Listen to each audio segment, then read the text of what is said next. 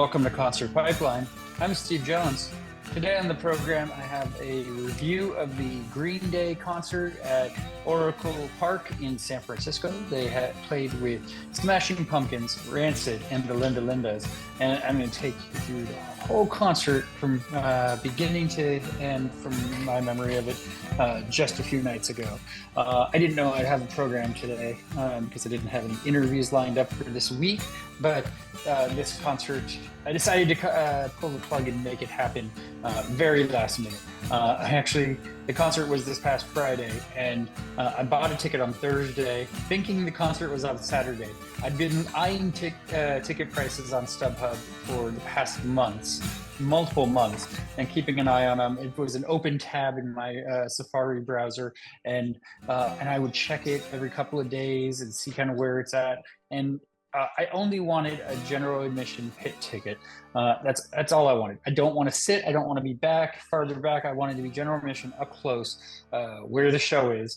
And that's where I was 20 years ago when I saw Green Day at that same venue, where 50,000 people were at the show, including my to-be ex-wife. I still don't know how to identify that. How do you talk about that in that term? Kid's mother, that sort of thing. Her and her family were at the show before we even knew each other. Lots of people were at that show, but it was a very good show, and I was two people back. And I remember I got a Flogging Molly set list because they opened the show, and I was a big Flogging Molly fan, and I got a set list. But then I lost it during the course of the show. I put it under my shirt to hold on to it because I had hours that I had to hold on to it, and I didn't want to fold it or for it to break. But then I ended up losing it anyway. But this time I was eyeing the tickets, and the day before they got down to a price where I was like, okay, I can't not buy that. I have to buy it. I want to go to the show. I will kick myself if I don't go to the show. Green Day was playing Dookie in its entirety. They're celebrating 30 years of Dookie, and American Idiot in its entirety, celebrating 20 years of their American Idiot album, and a bunch of other hits as well. And so I just had to go. I really wanted to go. It was on a Friday night though, which I didn't know initially. I thought it was a Saturday, and I always have kids on Friday nights. But this Friday night, I happened to not have either of my children. My daughter was at a show, she was spending the weekend with a friend on a getaway trip with the friend and her family. And my son had a sleepover at my mom's house. So they were both gone. Coincidentally, it worked out very well for me. As soon as I got out of school, I got on the road and went to San Francisco for the show. Got parking at like 3:15 in the afternoon.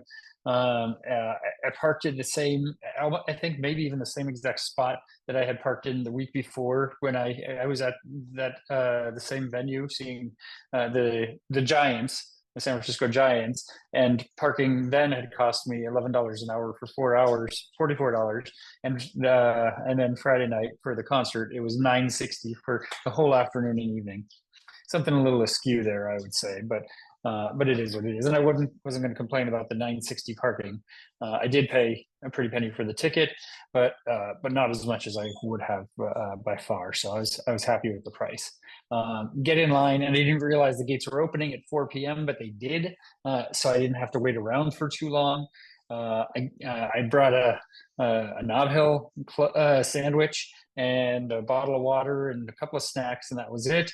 And use a bathroom as I got in, and then got down on the floor not on the ground, but on the floor section of the venue, and just camped out. Like I was there for the show. I wasn't leaving. I was by myself, and was just hanging out and relaxing and waiting for the show to start, which it started at 5:30, and it rolled on for the rest of the evening. The Linda Lindas opened the show, and I didn't know anything about this band, but there were a bunch of kids. I mean, they talked about their ages, I think 13, 15, 17, something around that age. And they got to open for Green Day, which I'm sure they were stoked on. And they put on a fun set. So we're gonna play some songs. By the way, a lot of songs throughout this program from all four of the bands. So get your listening ears ready if you weren't at the concert. And if you want to watch this and you're listening, head over to YouTube. You can watch, you can see performances. I've uploaded all the performances individually, but you're going to have them all here in the episode as well as part of the program. So lots of music in this episode. Okay, so starting with the Linda Lindas. Yes, they played a 20-minute set, just warming up the crowd. Not a ton of people there at that point, but they really owned the stage. I mean, they went out on the catwalk and everything, and played for the crowd. Like really, kind of had a solid performance. They weren't intimidated by playing a stadium at all, even at their young ages, and they played a pretty good set. So we're gonna play one song from the Linda Lindas. This is a song called Nino. Here it is.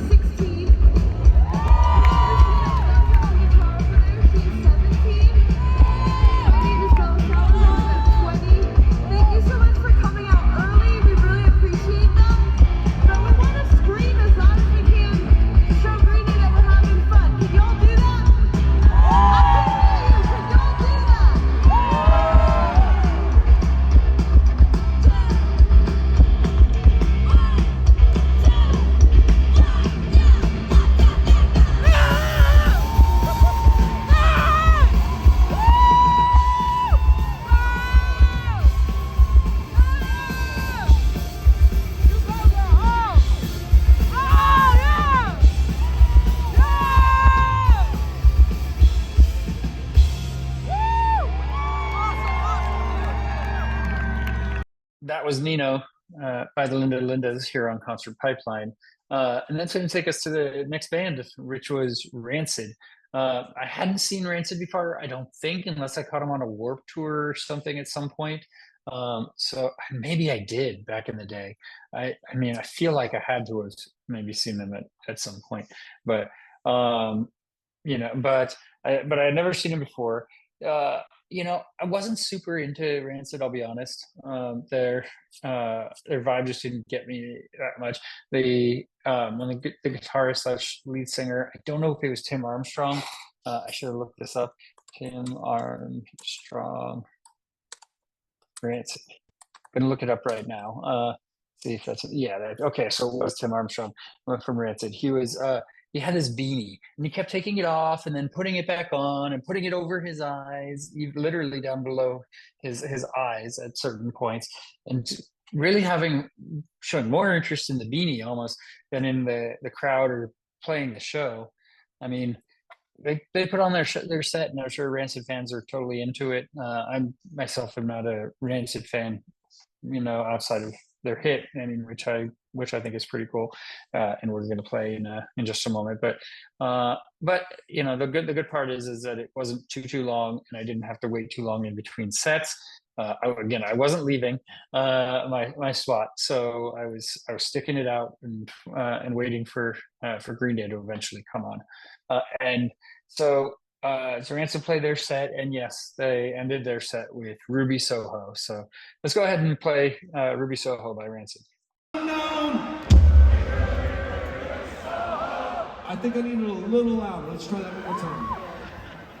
Destination unknown.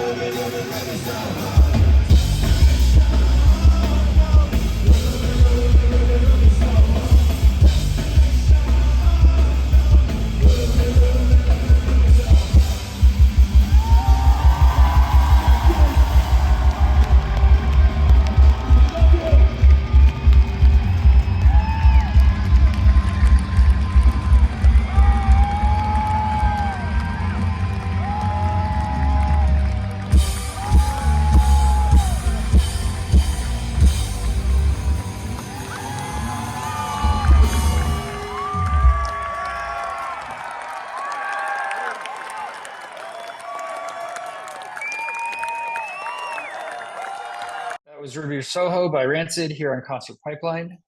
Next up in the evening was Smashing Pumpkins, and I'd seen Smashing Pumpkins a couple of times. I saw them at the Fillmore in San Francisco many years ago, probably about 15 years ago or so, I would guess.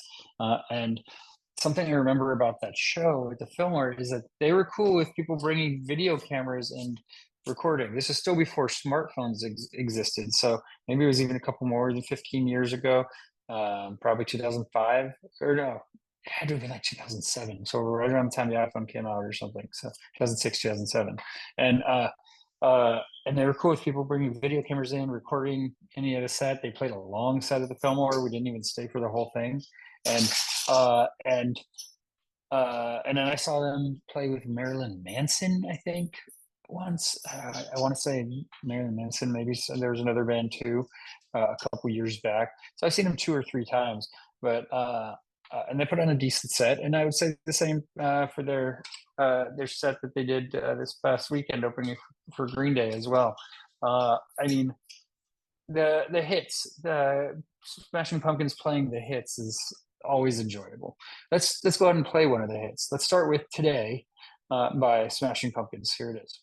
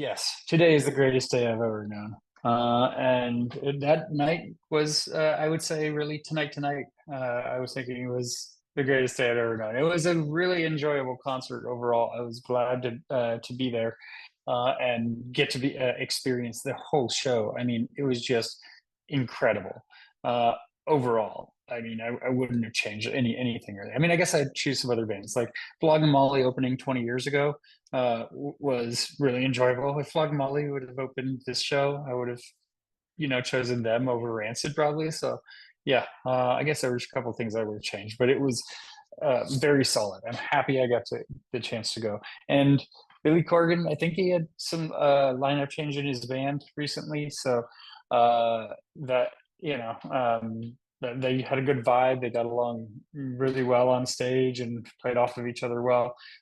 Billy Corgan, he used the catwalk also, and got some good pictures of him when he came up, to the front of the stage. I was hoping to get a guitar pick. He threw out a guitar pick and it went straight into the person standing to my right's hand, and the person in front of him was super jealous because he is a Smashing Pumpkins fan and was even wearing a Smashing Pumpkins jacket, which most people were wearing Green Day clothing for the most part, but he was a Smashing Pumpkins fan, and he even asked the guy afterwards if he could buy the guitar pick off of him, and the guy said he already gave it away, which I'm guessing he didn't. I'm guessing he just was blowing some smoke and wanted to keep the guitar pick for himself, which is his prerogative. So yeah, did not get a Smashing Pumpkins guitar pick, but enjoyed the set, and their performance of Tonight was great as well. So let's go ahead and let's play Tonight by Smashing Pumpkins.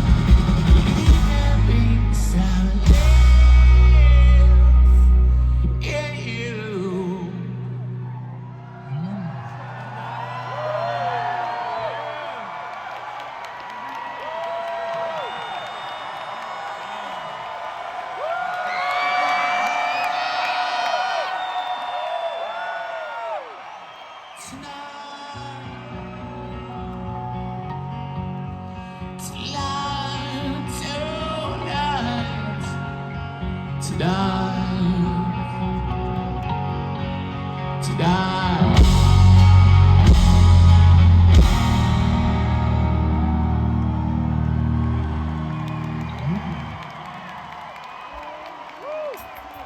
That was Tonight by Smashing Pumpkins here on Concert Pipeline. And it got dark during Smashing Pumpkins set, and and the lighting wasn't always the best for their set. I don't know if that was intentional by Billy Corgan.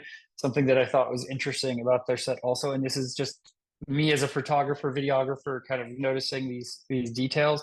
I don't know how many people really noticed, but there were no photographers allowed in the photo pit for Smashing Pumpkins set, and I don't know if that was by design. Again, knowing that they had allowed every fan to bring in video cameras at their show before smartphones even existed, you'd think they would be okay with that, but they didn't have any photographers in the pit.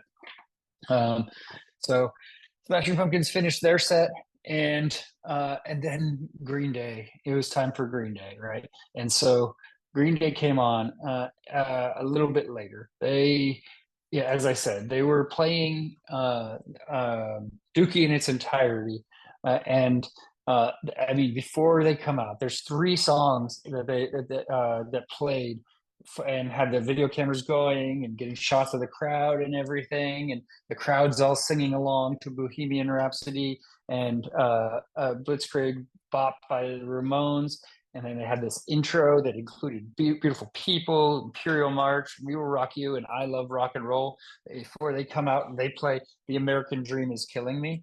I believe that's off of their new album, Saviors, which I really dig. I like their new album. And so here's where I'm at with Green Day, because the past years, I've not been super into any of their music between their albums, Uno, Dos, Tre, or if they even had an album after that, I'm not sure. But I'll always give their music a listen and try it out. And Saviors, to me, feels like a revisit to classic Green Day. And so when I saw that they were coming around again, it wasn't just a Green Day show. It was one that I knew was gonna be great, and it's a hometown show for them.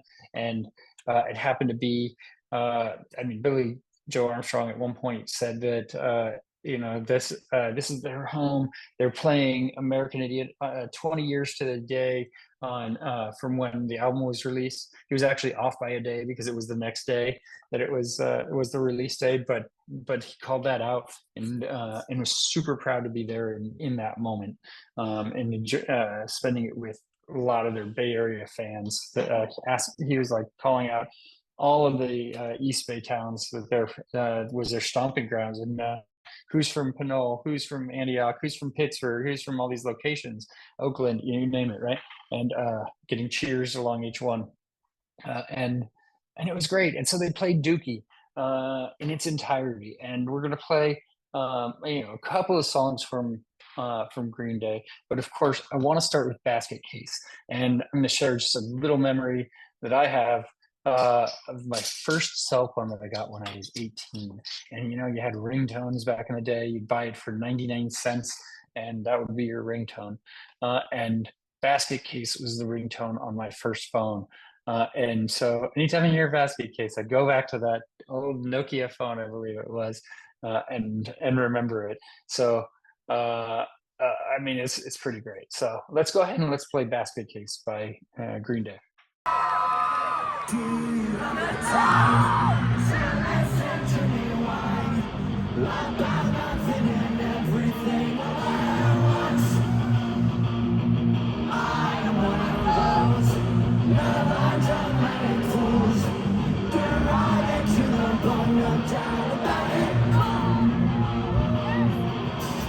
Sometimes I give myself the creeps. Just my mind plays tricks on me. It all keeps adding up. I think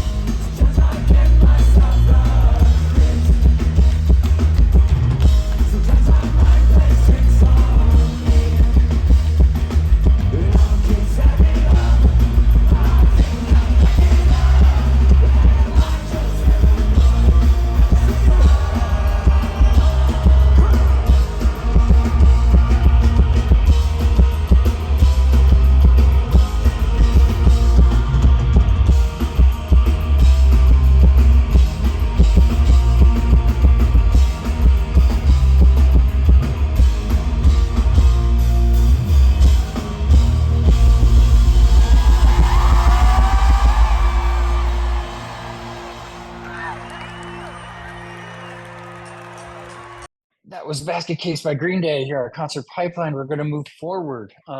Yeah, so Green Day played more of, I mean, they played the whole album of Dookie and closed out with, of course, Trey Cool's song that he does when the rest of the band leaves the stage, and he is all by himself and does the song all by myself, dancing around the stage, acting the fool, just being silly, completely silly in a bathrobe that he sheds at some point, I believe. And I want to give Trey Cool his moment in the sun a little bit. So let's go ahead and let's play "All by Myself" by Green Day to finish out the Dookie album. It's all on myself. No one was looking. I was thinking of you. Oh yeah, did I mention I was all by myself? All by myself. I was all by myself. All by myself. I went to your house. No one was there. I went in your room. I was all by myself. You and me had such a wonderful time when I'm all by myself. All by myself.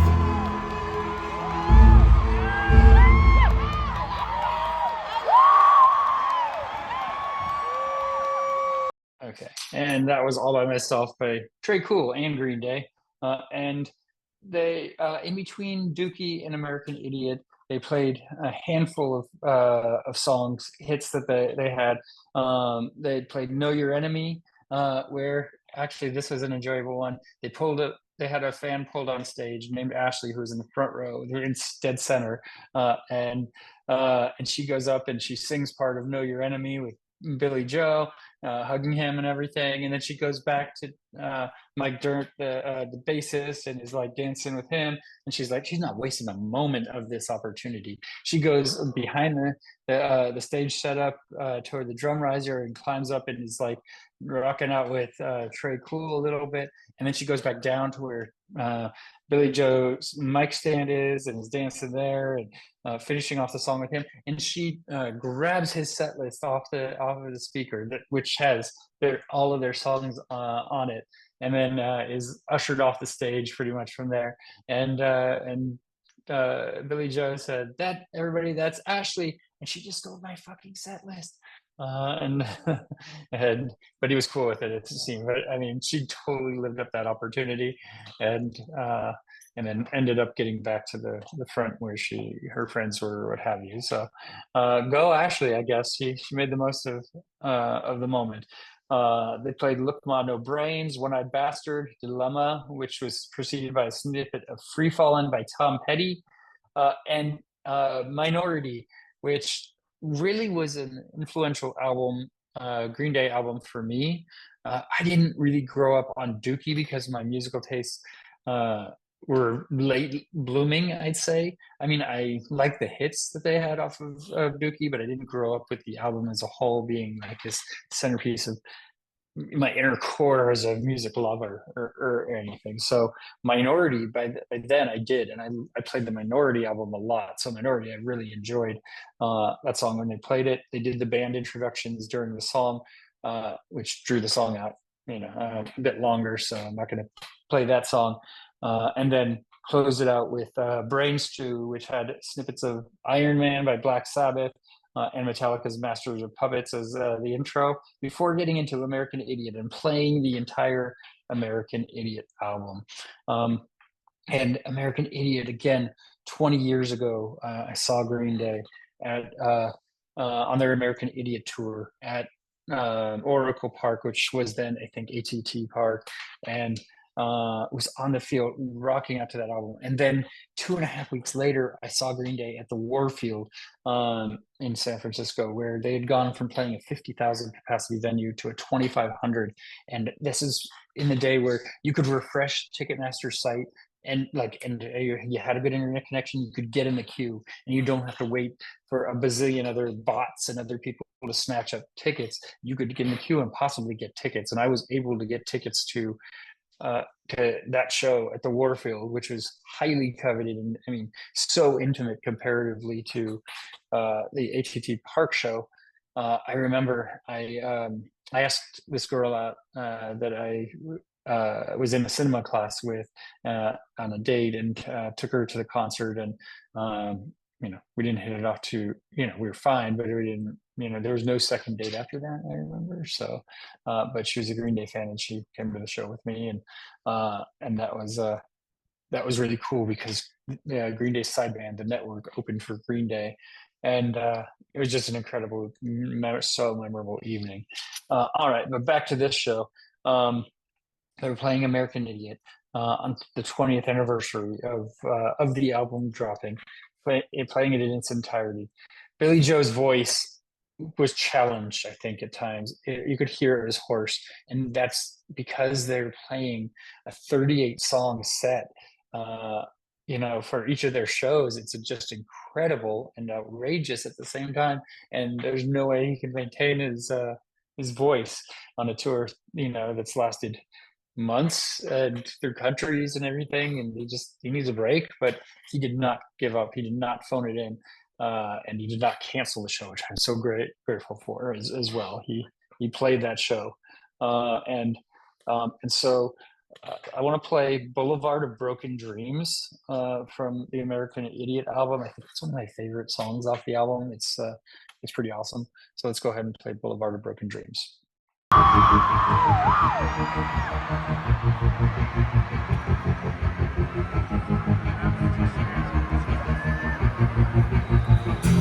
walk a lonely road, the only one that I have ever known. Don't know where it goes, but it's on the me. I walk alone.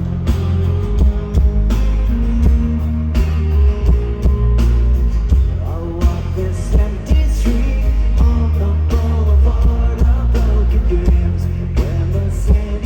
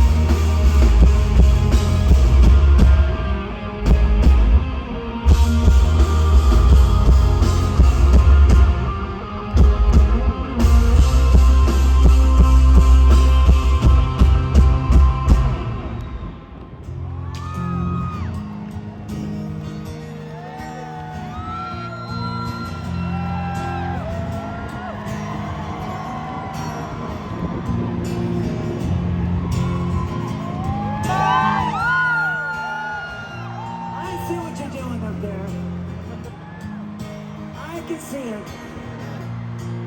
Put your flashlights on. Let's see it. The only thing these damn phones are good for anymore is a fucking flashlight. Let's see it. Everybody, put them out. Turn out the lights. Let's light up the San Francisco sky. I walk this empty street on the boulevard of broken dreams, where the city sleeps and I'm the only one. I walk up my shadows, only one that walks beside me. My shadow, I see only thing that's beating. Sometimes I wish someone would find me.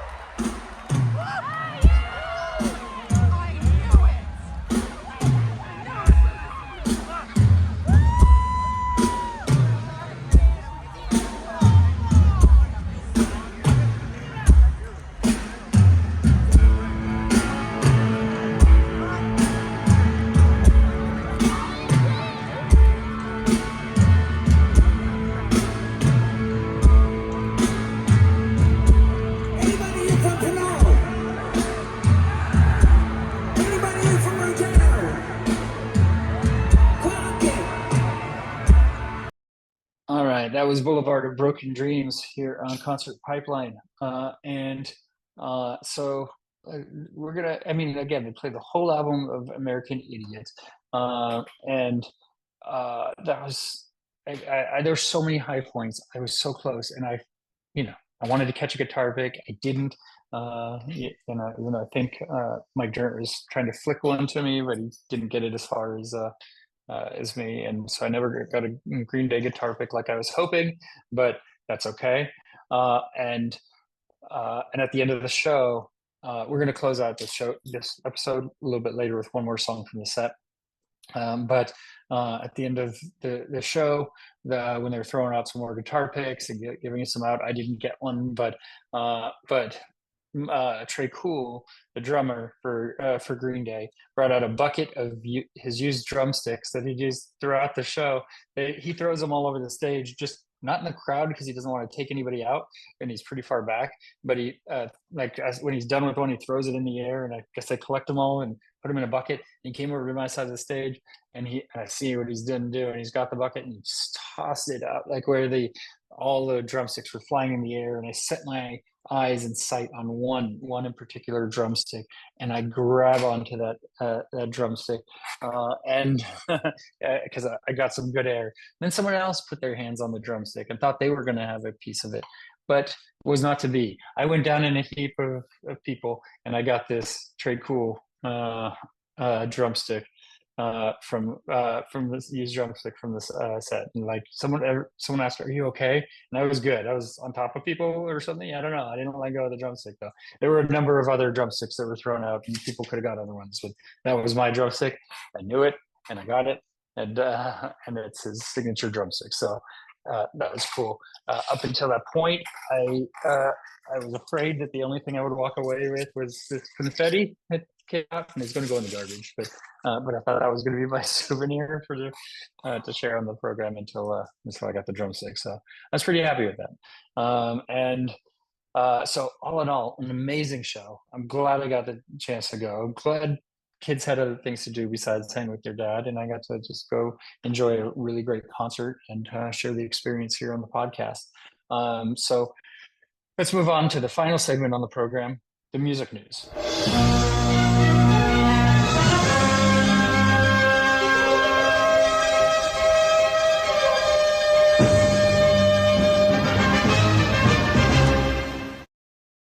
got a couple stories to wind out the music news today. First up will be Perry Farrell. He's been in the news the past couple of weeks because he was a fucking prick, to put it mildly, to Dave Navarro during Jane's Addiction's reunion gigs they've been doing, and he even like went up and hit Dave Navarro, like instigated a fight. He was obviously intoxicated and has multiple problems. But there were several shows where he did not perform well at all, and people were left unhappy with their show. They ended up having to cancel the tour this week, the rest of the tour, because it just wasn't going to happen. And when you hit a member of your band that you've been a part of for, I don't know, 40 years or whatever, Jane Addiction's been around, it's not. It's kind of time to put it up. Just put the money needs aside, and go take care of yourself. His wife said that Jane's Addiction singer is seeking medical help after his onstage meltdown. Eddie Lau Farrell updated fans on his mental and physical condition following an onstage meltdown that led Jane's Addiction to cancel their North America tour. He had shoved and punched Dave Navarro during the band's show in Boston on September 13th. That ended the show abruptly and eventually led to Jane's Addiction canceling the remainder of the tour. Navarro, bassist Eric Avery, and drummer Stephen Perkins issued a statement citing Farrell's mental health difficulties, while Farrell posted an apology to Navarro and the band's fans. We're taking a bit of time to ourselves to reflect and to heal. Perry already has appointments with an otolaryngologist, I don't know what that is, and a neurologist. If you know and love Perry well, you know there's no need for me to address the other false narratives. Our souls know. With all of your love, kindness, compassion, and support, you know Perry will persevere. He will recover. He will be happy again. He will once again be able to share his music, vision, and artistry unbridled. Make no mistake, when he's ready, he will take another giant leap over obstacles to make us laugh, think, while changing the world together. We can rejoice together then, and you will know we would not have been able to do it without you. An otolaryngologist, again, I don't know how to say that word. It's a doctor who specializes in diagnosing and treating conditions of the ear, nose, and throat. A few nights before the Boston show, Farrell apologized to fans for his vocal issues. Eddie paints a hopeful picture for Perry's future. Things don't look bright for the fans of Jane's Addiction. The band released a new song, True Love, a few days after the onstage skirmish. Navarro later took to Instagram to lament that fans would likely never hear the song live and to say, I am gutted that things ended this way. So he's since taken the Instagram post down, perhaps offering hope that Jane's Addiction do have a future. And Elu Farrell said, love, kindness, compassion, grace. She had an extensive message for fans as well. I guess they're trying to move forward and the best that they can with those challenges. Okay. There's video of a disguised Chris Martin singing Coldplay's All My Love at a Las Vegas karaoke bar. He also performed the band's recent single We Pray with the iHeart Music Festival. He sang it at a Las Vegas karaoke bar. He turned up in disguise wearing an oversized suit, wig, and glasses at Dino's Lounge to perform the track after making a guest appearance at the 2024 iHeartRadio Music Festival. Of course, there's video of this performance, and they had previously debuted the song during a concert at the Olympic Stadium in Athens in June, and so I think that's pretty much the story. Is he played at a karaoke bar. Also singing, Liam Gallagher hits back at something inappropriate. The critics who mocked his vocals at Wembley Stadium said, "You," and he said, "You ain't real fans. You're just imposters." He had performed a series of Oasis classics ahead of Anthony Joshua's boxing match against Daniel Dubois, and people criticized his vocals, I guess. He gave fans a taste of what's to expect when he finally reunites with Noel Gallagher for their long-awaited UK and Ireland reunion tour next year. He performed 3 tracks from their seminal 1994 album, Definitely Maybe, Rock and Roll Star, Supersonic, and Cigarettes and Alcohol at Wembley Stadium, but no Champagne Supernova, no Wonderwall, none of the biggest hits, and so we're glad to hear any Oasis songs. Others were not impressed by his vocals. And so the Oasis is also in talks for a documentary ahead of the 2025 reunion tour, which would capture the reunited Gallagher brothers at the run-up to next year's anticipated gigs. So we will see what happens there. All right, and last story of the program, Stevie Wonder has announced surprise last-minute U.S. arena tour. It's a call for joy over anger, kindness over recrimination, peace over war, and it's called Surprise or Sing Your Song as We Fix Our Nation's Broken Heart. And he's going to be playing in New York, Philadelphia, Baltimore, Greensboro, Atlanta, Detroit, Milwaukee, and Minneapolis before wrapping up the tour in Grand Rapids on October 30th. You can probably guess that these are politically related as they lead up to the election, and he's going to be pushing folks to get out and vote, and probably, I'm guessing, vote for a Democratic candidate, since that's the one that's not filled with hatred. So good on you, Stevie Wonder. All right, that is our show for today. Next week on the program, we should have ZZ Ward. I'm expecting to have an interview with ZZ Ward next week. So that's what's coming up here pretty soon. Excited about that. We're going to play us out here with one more song from Green Day. And actually, one other note is that I got a note just an hour and a half or so ago that Green Day was at a 7-Eleven in Pinole doing either a performance or a signing of some sort for their coffee brand, which I think is called Punk Bunny. And they plastered a wall saying Green Day was here, and pretty small place for Green Day to be hanging out. So it seems like they've been hanging around their hometown for a few days before they have to head up to Seattle. Pretty cool.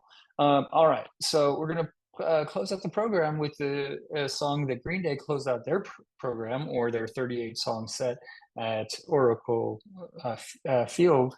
And this is Good Riddance, Time of Your Life by Green Day. For all of us here at Concert Pipeline, I'm Steve Jones. We'll catch you next time.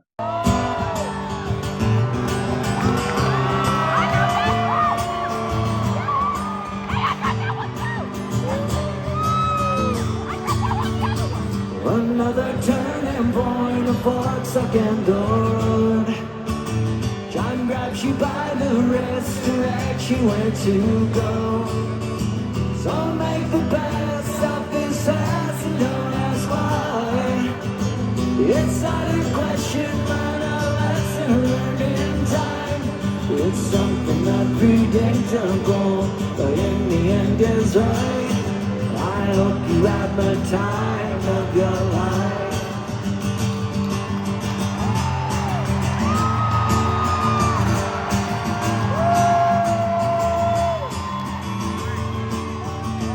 So take the photographs and still frames in your mind.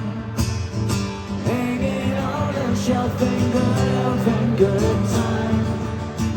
Tattoos and memories and dancing on trial. Sing it! For what it's worth, it was worth all the while. It's something unpredictable, but in the end is right. I hope you have the time of your life.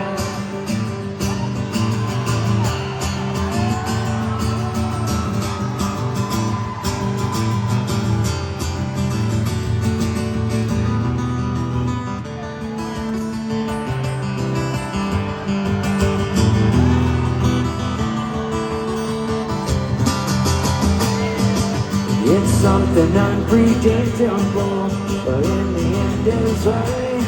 I hope you have the time of your life.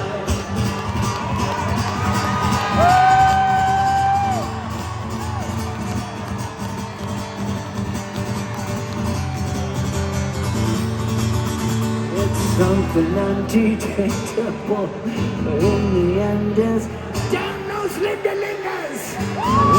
At the time of your life.